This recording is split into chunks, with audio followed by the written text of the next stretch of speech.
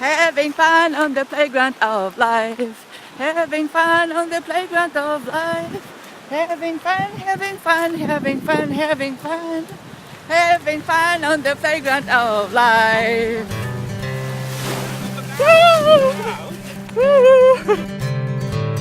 She really saw a genius in me that I didn't even know I had. It's on.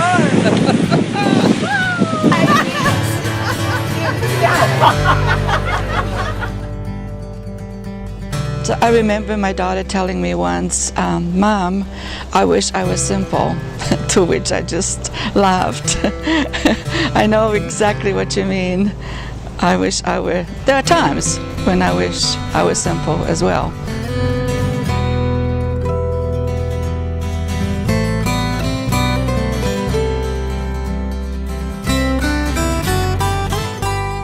I was born in 1948 in Poland.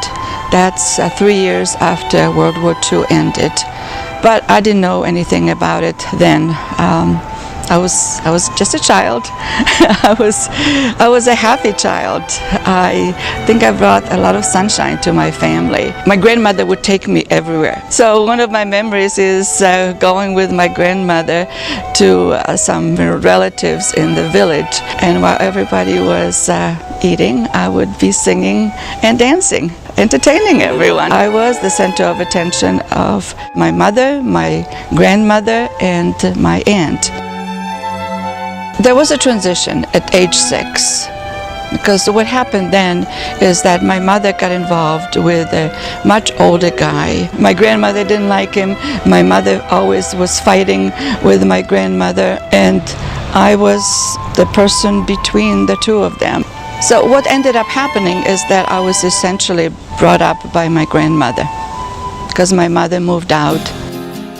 At 15, I had a chance to come to the States. My grandmother's brother used to come over and visit us, so we got to know each other, we liked each other, and he said, why don't you come to the States for a summer vacation? The next thing I knew, I was on a plane from Brussels to New York, picked up by a limousine from JFK, and that was July 3rd.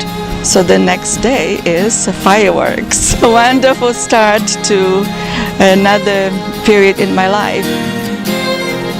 When the summer was over and all the kids went back to school, I said, I want to go to school too. So I went to high school. It was a small town in Massachusetts.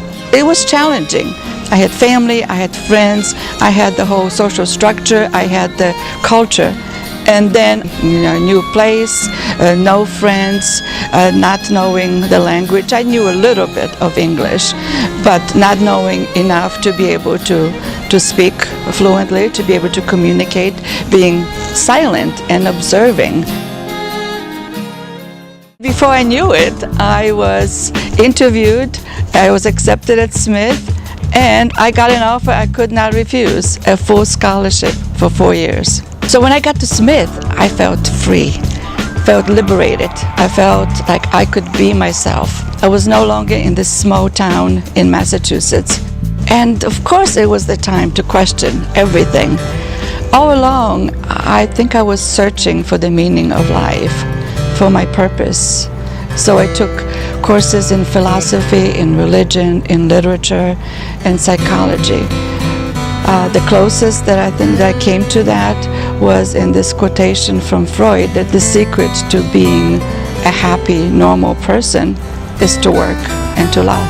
And that's what I did. In my senior year, I met someone special, and we dated for a whole year, because that was my senior year. After graduating from college, I had to decide what to do. I really wanted to stay in this country. I really wanted to work. I did not want to go to graduate school. So he said, why don't we just get married? And I said, why not? And we've been married for 41 years.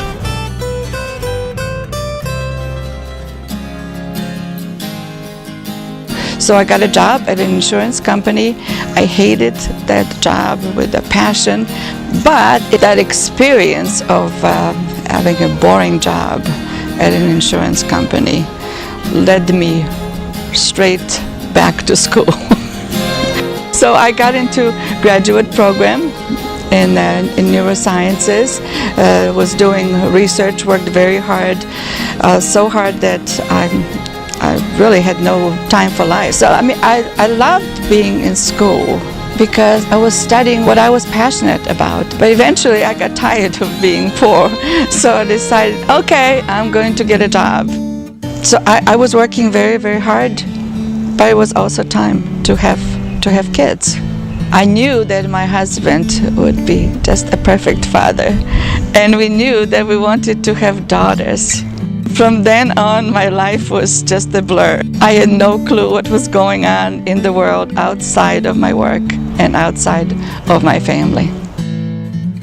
I was living my life for someone else. I was living my life for my family.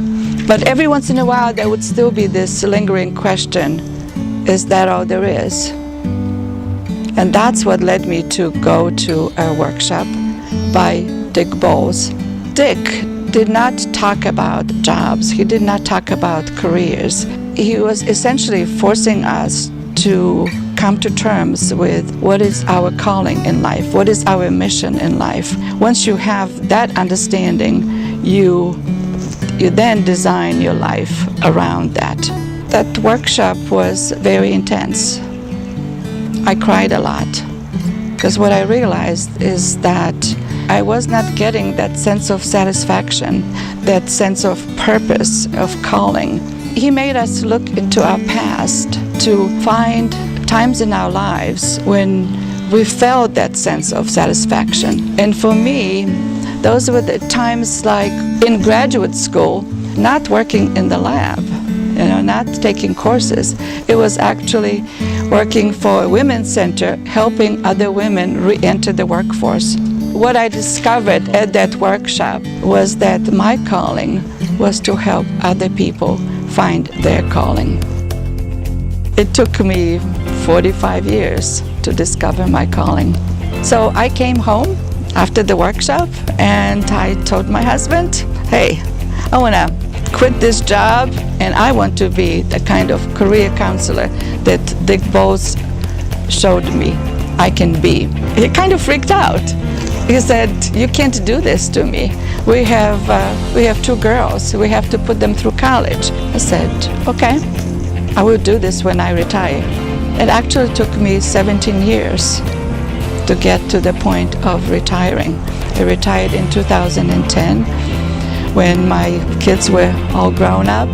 They were making more money than I was at the time when I retired. So here we are, 17 years later, and I did decide to retire from my full-time job to do only what inspires me, because this is the time for my life. What I get joy from is helping other people discover who they are, what inspires them, what makes them happy. And then, once they know that, then we can design their life. We can design their goals around what inspires them, what makes them happy. Right now, I feel so blessed because I know I am making a huge, huge difference in the lives of thousands of people. And it's not because I'm working with thousands of people.